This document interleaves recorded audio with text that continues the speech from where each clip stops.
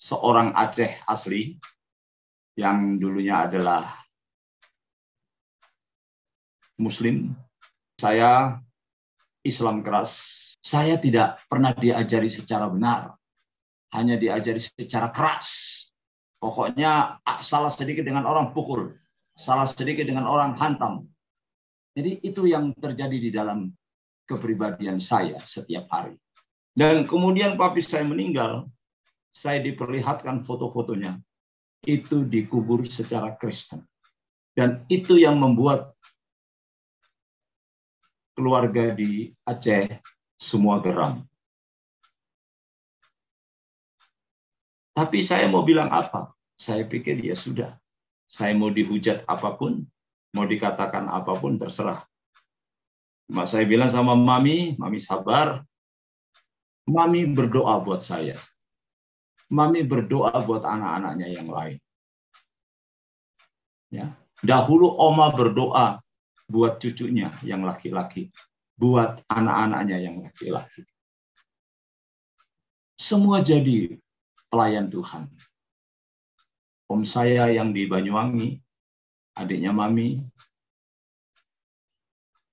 baik om saya yang di Bekasi, Jati Bening, Riko Manansang, itu adiknya Mami paling bungsu. Baik juga adik saya, yang lain ada di Denpasar melayani. Semua melayani. 25 tahun tidak bertemu, saya bilang, bagaimana kamu? Saya sudah Islam, Kak. Oh ya sudah. Saya katakan Islam, yang penting kau punya hati Yesus. Jadi saya kalau ketemu dia di telepon, saya berteriak takbir. Dia jawab Allahu Akbar. Saya bilang haleluya. Jadi kami tidak pernah tersinggung, walaupun kami mengucapkan itu, tetapi kami tetap rukun. Shalom saudara-saudara yang diberkati oleh Tuhan. Kesempatan ini kita akan mendengarkan kesaksian dari seorang bapak muslim yang mana ia menceritakan bahwa dulu bapaknya adalah seorang Islam yang sangat fanatik dan mendidik semua anak-anaknya untuk menjadi seorang Islam yang taat. Tapi luar biasa saudara-saudara bahwa setelah bapaknya ini berpisah dengan mereka selama bertahun-tahun, secara tiba-tiba mereka mengetahui kabar bahwa ayahnya meninggal dan dikubur secara Kristiani. Mereka begitu kaget dan merasa terpukul. Kenapa ayahnya kok tiba-tiba dikubur secara Kristiani padahal ia adalah seorang yang sangat fanatik, yang sudah mengajarkan semua anak-anaknya untuk menjadi seorang yang taat di dalam ajaran agama Islam. Dan akhirnya apa yang terjadi saudara-saudara? Semua anak-anaknya ini, bahkan sampai tantenya, ikut menjadi percaya kepada Yesus Kristus sebagai Tuhan dan Juru Selamat. Mereka sudah temukan kebenaran sejati di dalam Yesus Kristus. Sesuatu hal yang sangat luar biasa. Semoga video ini dapat bermanfaat dan memberkati kita sekalian. Kita saksikan videonya berikut ini. Tentunya saya akan memperkenalkan diri. Nama saya John Maulana Sidik. Nama dari papi saya, seorang Aceh asli, yang dulunya adalah Muslim. Dan mami saya berasal dari Sangihe, Tamako, dan ikut papi menjadi mu'alaf. Dan mereka bertemu di Surabaya karena opa saya adalah instruktur Akabri di Morok Rembangan, Surabaya. Dan kakek saya, orang tua dari papi saya, adalah sopir dari almarhum Pangko Katib Sudomo di Surabaya. Dulu kami tinggal di Jalan Teluk Kumai, Komplek Angkatan Laut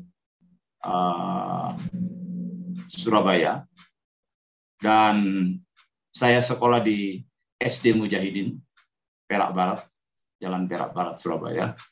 Dan kegiatan saya saat ini ialah sebagai hamba Tuhan, melayani Tuhan.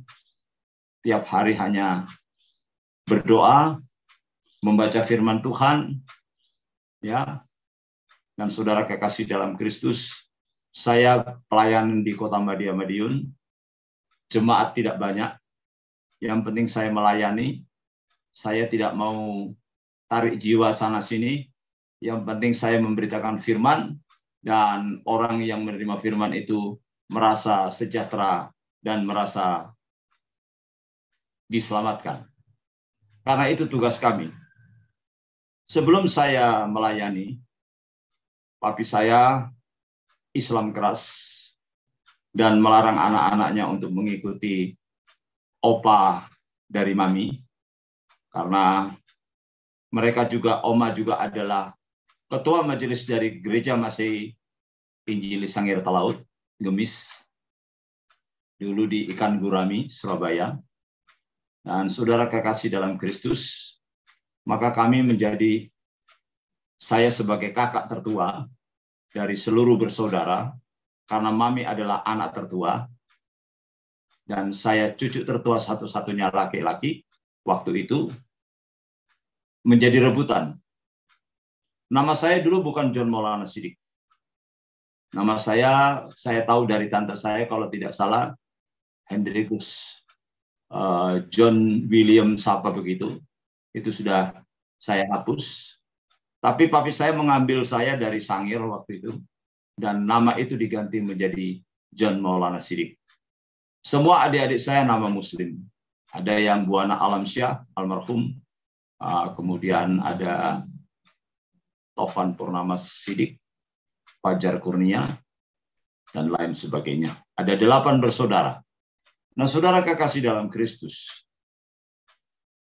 ketika saya hidup bersama dengan papi saya tidak pernah diajari pakem di dalam Al-Quran. Karena saya menjadi rebutan waktu itu. Ditarik ke Sangir, ditarik ke Surabaya, ditarik ke Sangir, ditarik ke Surabaya. Ya. Jadi yang pastinya saya disekolahkan di Mujahidin pada waktu itu. Singkat cerita, ketika saya semakin dewasa, saya tahu karakter papi saya yang garis keras. Kalau mukul anak-anaknya itu seperti ajaran Sunni. Ya. Tidak tanggung-tanggung. Ditampar, ditendang, di apa. Jadi hal itulah yang membuat oma saya merasa terbeban dengan doa-doanya. Karena salah satu menantu dari oma saya yang Muslim hanya papi saya. Nah, ketika saya semakin beranjak dewasa, saya mulai mengenal papi saya. Saya katakan sama papi saya, kenapa kok begini? Dia bilang, kamu jangan ikut opamu. Kamu harus ikut papi. Jadi jelas sekali, ajaran yang diajarkan itu keras sekali. Tapi saya tidak pernah diajari secara benar. Hanya diajari secara keras. Pokoknya salah sedikit dengan orang pukul. Salah sedikit dengan orang hantam. Jadi itu yang terjadi di dalam kepribadian saya setiap hari. Pada suatu ketika, mami saya dipukul oleh papi saya. Waktu itu mami saya bukan sampai seperti sekarang. Kalau sekarang kan jilbab ya. Kalau dulu pakai kebaya, pakai kerudung. Nah, itu menandakan bahwa mereka adalah Muslim. Itu mami dipukul dan lari. Saya tidak tahu lari mami kemana, karena orang tua saya dua-duanya sudah almarhum. Nah, Tuhan itu baik, ya. Nanti saya akan ceritakan. Pada saatnya disitulah saya juga ambil satu kesempatan, saya lari dari rumah. Saya lari ke satu kota, dan saya menjadi gelandangan.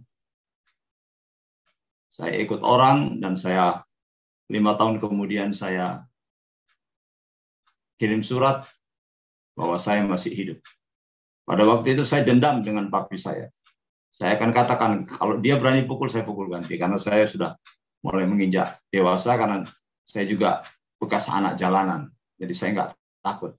Saudara kekasih dalam Kristus, disitulah papi saya mulai melihat saya dengan kasih sayang. Saya dititipkan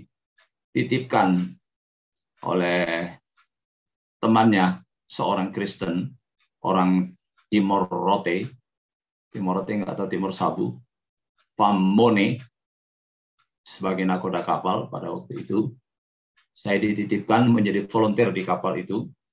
Kapal itu perusahaan aspal negara Bina Marga 1. Dan saya digembleng di situ. Karena di situ jarang orang mau sholat, mau ke gereja dan lain sebagainya, karena orang-orang kapal itu cuek. Tapi puji Tuhan, ya saya bilang puji Tuhan sekarang ini, karena saya sudah di dalam Tuhan, saya digembleng di situ. Bagaimana ketika saya mulai bekerja, sekitar 3 bulan saya diangkat menjadi satu ABK yang resmi menjadi kelasi. Dari kelasi itu, saya land Singapura, Dili, Timur Timur. Dan saya mulai bisa mendekati papi saya. Ketika papi saya sakit leukemia pada tahun 79, dan tidak ada obatnya pada waktu itu, saya dipanggil papi saya. Papi saya bilang, John, sekarang semua ada di tangan kamu. Karena kamu anak tertua. Adikmu 7, sama kamu 8, papi sama mami. Mami belum berpindah, masih menjadi mu'alaf waktu itu. Ketika saya menemui papi di rumah sakit, saya bicara dengan dia, apa yang harus saya lakukan. Dia berkata, kamu jangan boros, karena keluarga ini ada di tanganmu sekarang. Bayangkan gaji cuma 22.000. Uang layar 1 hari 500. Pulang pergi 10 hari, Surabaya Tim 5.000. Muat sapi pulang, premi cuma 15.000. Jadi nggak sampai 50.000. Saudara, ketika saya dari tim mau kembali ke Surabaya dengan memuat memuat tentara dari Sumatera, disitulah ada kabar bahwa papi saya meninggal. Saya tidak tahu kok bisa meninggal, karena sakitnya leukemia itu juga sakit yang jarang pada saat itu, tidak ada obatnya. Yang anehnya, ketika saya kapal sandar di Surabaya, saya disuruh pulang oleh kapten, kamu pulang saja dulu. Di rumah membutuhkan kamu, hanya itu saja. Ketika saya pulang, rumah kosong. Ternyata semua diungsikan di adik iparnya mami yang juga seorang nakoda kapal. Sanger juga, Komprius Harinda, seorang kapten kapal yang cukup tangguh, dan beliaulah yang menginjili papi saya. Sebelum meninggal dia bercerita, saya perkenalkan Yesus sama papimu. Yang pertama malu-malu. Yang dahulunya selalu ditawarkan, ayo kenal Yesus. Ayo kenal Yesus. Dan dulu sebelum papi sakit dan saya pernah ditawari kalau bisa saya dibaptis sama papi. Kemudian kami berdua sama papi dijahitkan jas oleh om saya yang iparnya mami yang nakoda kapal ini. Ternyata jas untuk papi itu adalah jas yang dipakai setelah dibaptis, beliau meninggal. Jadi 3 hari sebelum dibaptis, papi itu meninggal. Dan sebelum dibaptis, dia berkata kepada mami saya, semua peralatan sholat, baik songkok, baik tikar sajadah, baik baju koko, baik sarung, ya, dikirim ke Aceh. Dan kemudian papi saya meninggal, saya diperlihatkan foto-fotonya. Itu dikubur secara Kristen. Dan itu yang membuat keluarga di Aceh semua geram. Tapi saya mau bilang apa? Saya sendiri belum dibaptis. Saya sendiri belum berpindah waktu itu. Dan masih bimbang. Saya pikir ya sudah. Saya mau dihujat apapun, mau dikatakan apapun, terserah. Saya bilang sama mami sabar. Mami harus terima semua ini. Lambat laun semakin berjalan. Saya bimbang menjadi seorang pelaut. Mencari masa depan untuk adik-adik saya itu bagaimana caranya. Bagaimana caranya supaya saya bisa memelihara mami dan adik-adik saya. Pada saatnya, tiap saya pulang berlayar, ada persekutuan doa di rumah. Kalau orang dulu bilang beston. Tiap saya pulang selalu tepuk tangan. Selalu menyembah. Saya berdiam diri. Jadi kalau saya pulang berlayar itu kapal sandar pasti mabuk. Karena kita sebelum turun pasti, ya tahulah orang kapal. Saudaraku, mami berdoa buat saya. Mami berdoa buat anak-anaknya yang lain. Ya, dahulu oma berdoa buat cucunya yang laki-laki, buat anak-anaknya yang laki-laki. Semua jadi pelayan Tuhan. Om saya yang di Banyuwangi, adiknya mami,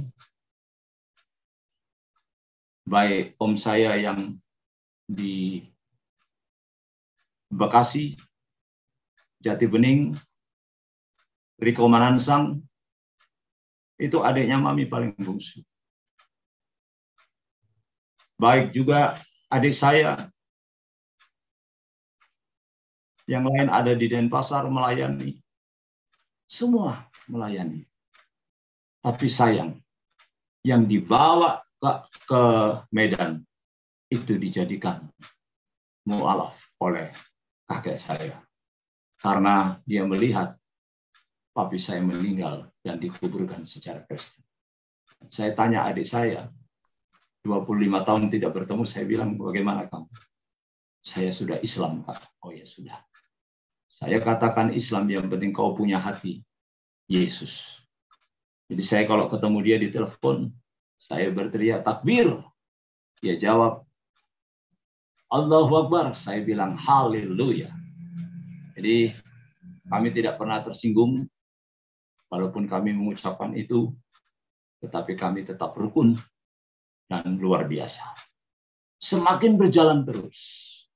Setiap saya pulang, tadi saya katakan, ada saja persekutuan doa setiap saya pulang.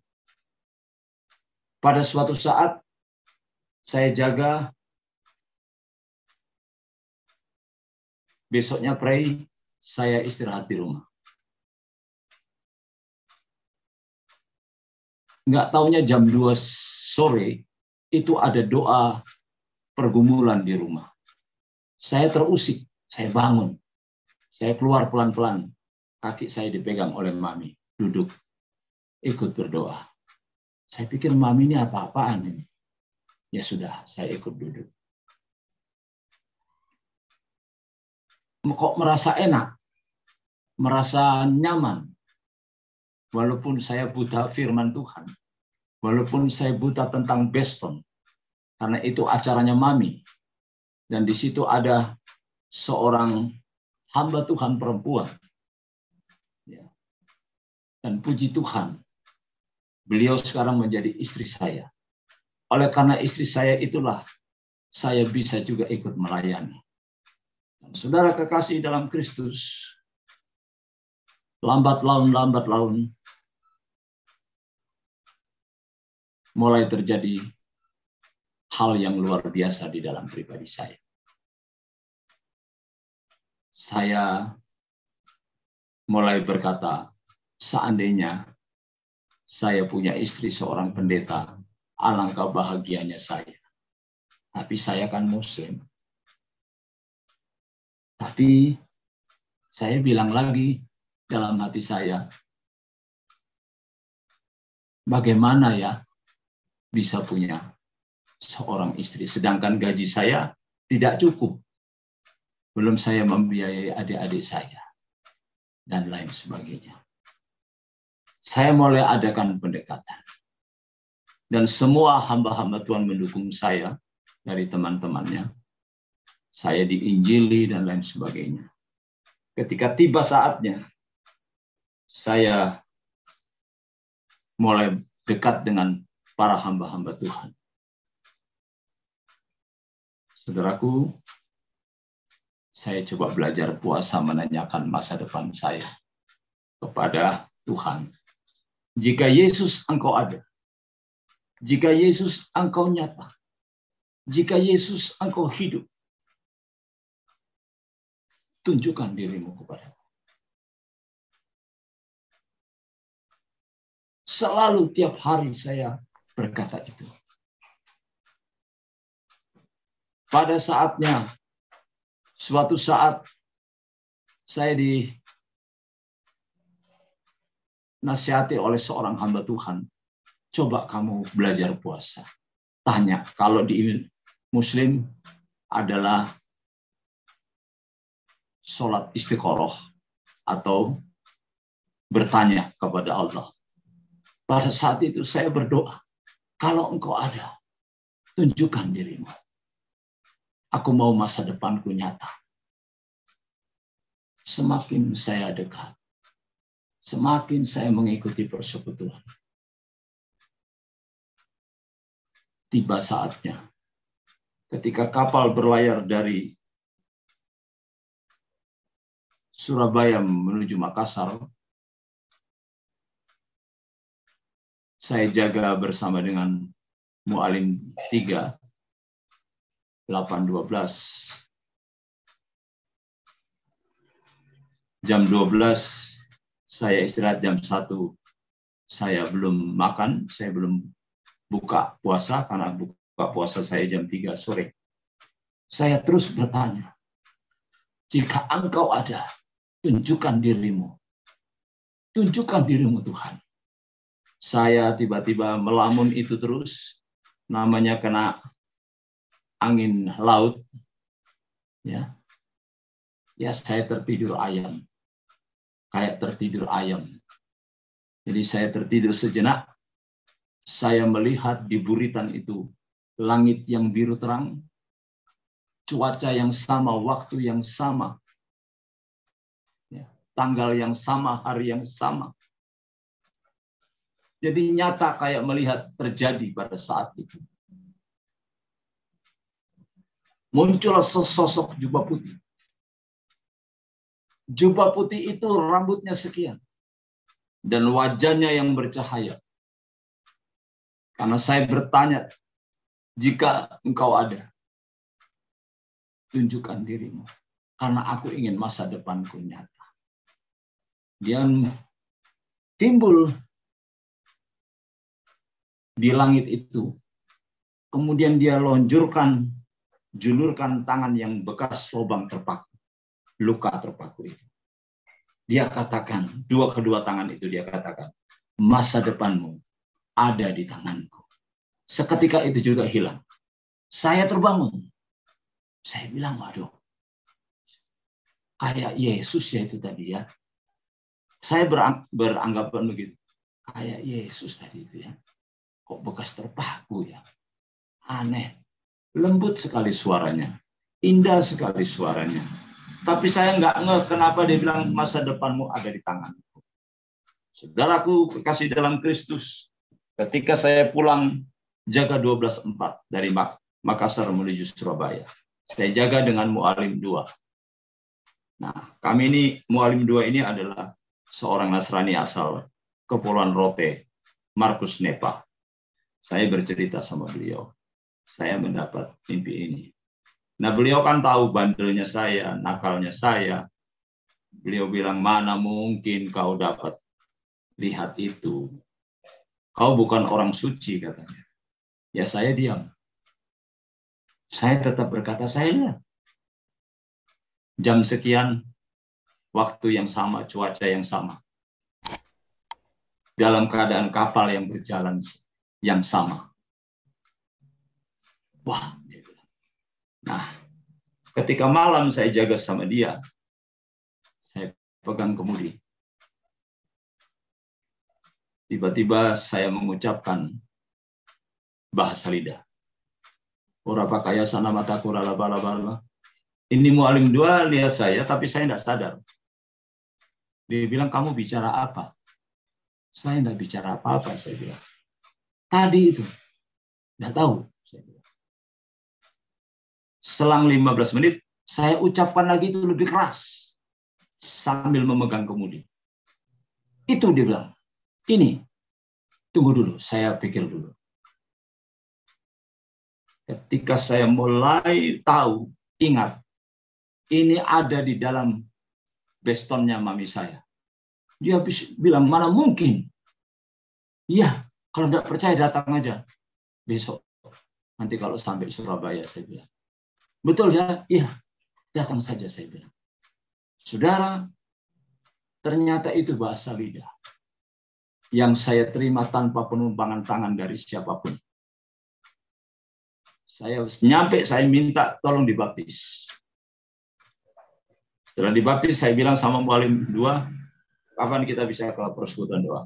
Dia bilang, malam ini ada nggak? Ada. Ya, saya tunggu. Kebetulan, persekutuan doa itu ada di Perak Barat, di keluarga Manado, Vence Hitam. Saya bilang ini, ayo kita masuk doa malam. Dan beliau juga dijamah, Mualim 2 ini. Luar biasa Tuhan itu. Mulai satu persatu keluarganya mulai diajak juga. Mungkin saya pikir, apakah saya menjadi saluran berkat ya? Nah, saudaraku.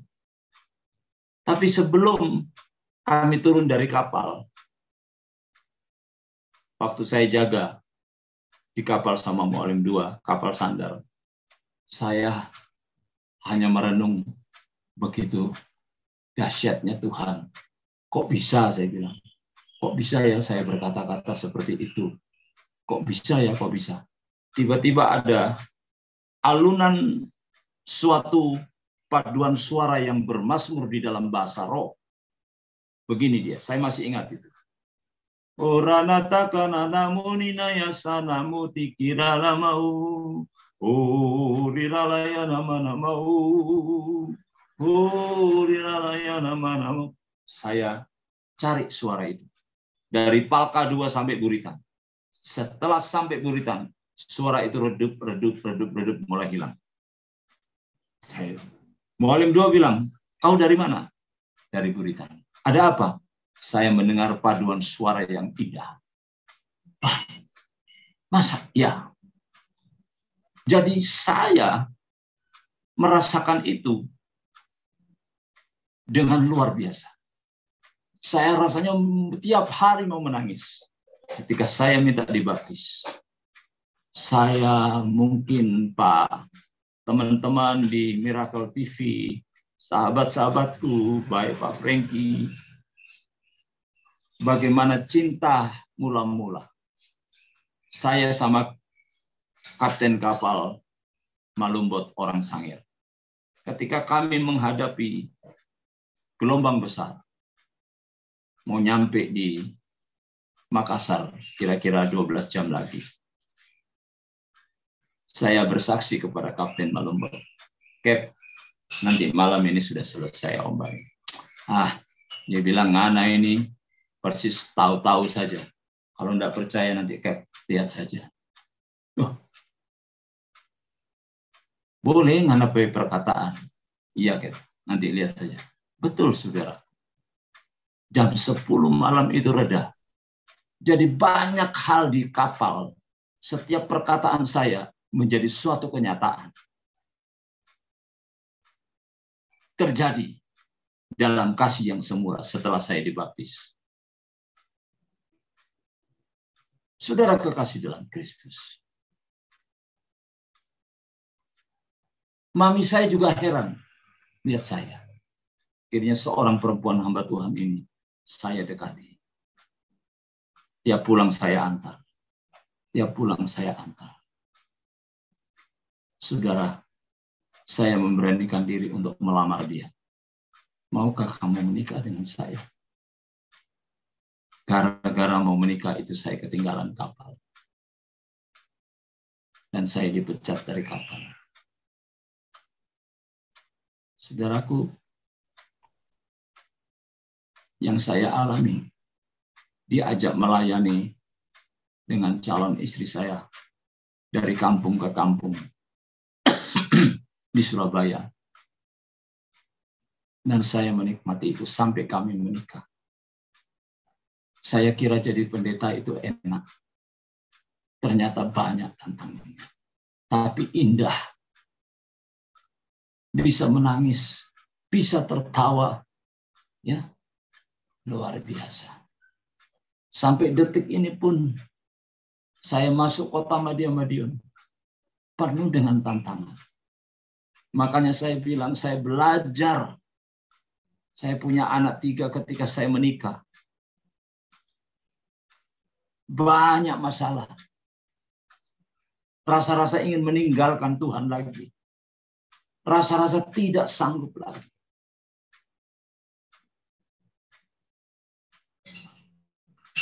Ketika saya lemah, saya mulai didatangi teman-teman yang selalu bicara, ayo melayani kembali. Saudaraku, di Madiun tidak gampang. Di Madiun ini penuh dengan kuasa kegelapan. Kalau saudara mau tahu artinya Madiun atau Mediun. Medi artinya setan. Yun artinya berayun-ayun. Setan yang berayun-ayun. Itu ada pusatnya di satu pendopo. Jadi waktu saya datang ke sini saya tanya arti itu. Nah, tidak gampang di kota Madiun. Saya hanya bisa menyembah di dalam roh dan kebenaran. Pada suatu saat saya ditantang. Begini nih, suka memuliakan diri. Pada saat saya ditantang, saya katakan ya sudah.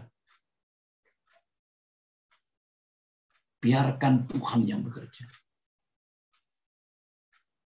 Saya ingin Tuhan yang berkarya.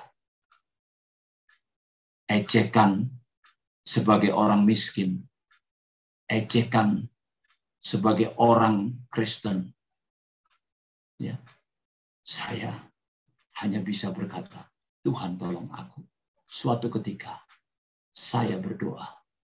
Malam saya bilang, Tuhan, apakah Engkau membiarkan aku di kota Madiun seperti ini? Ketika saya berdoa, malam saya bermimpi, saya naik sepeda motor, padahal saya belum punya sepeda motor. Tiba-tiba lampu itu mati dan gelap gulita. Saya tengking dalam nama Yesus. Saya tengking dalam nama Yesus. Saya tengking dalam nama Yesus. Kemudian terjadilah satu hal. Terbukalah itu seperti panggung yang ada layarnya terbuka. Di situ penuh orang paduan suara. Dan disitulah Tuhan buka pelayanan saya. Sekalipun saya tidak banyak jemaat. Karena saya tahu, saya tidak mau tarik-tarikan jemaat. Itu anti bagi saya. sampai detik ini. Termasuk saya adalah member Full Gospel di Madiun. Saya anti menarik jemaat gereja lain. Yang terbuang, kalau mau ikut saya ambil. Dan disinilah saya bertemu dengan orang-orang itu. Ada yang mantan muslim, yang pernah menjadi hajah.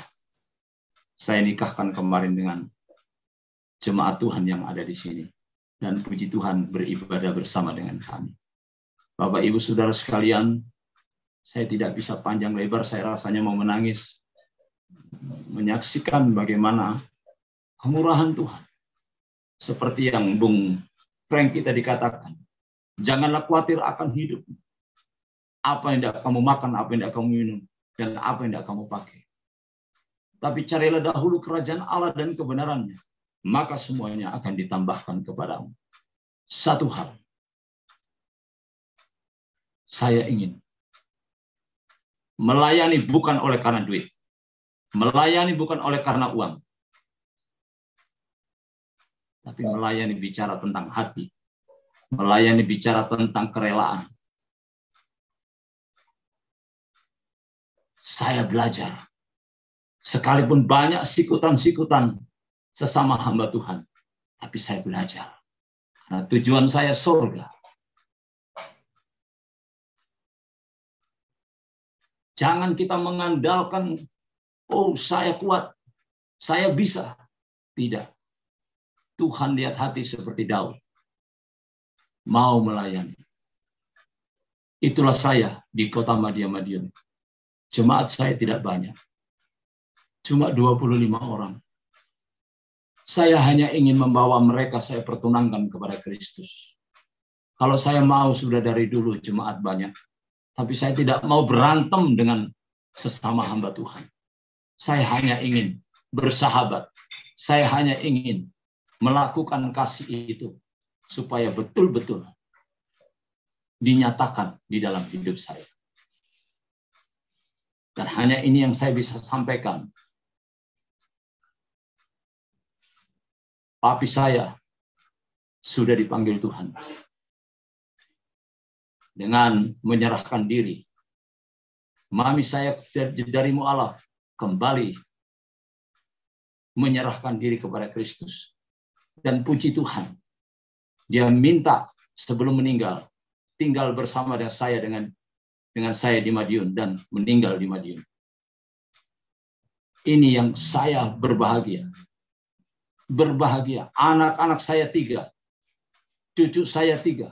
Semua dipelihara oleh Tuhan.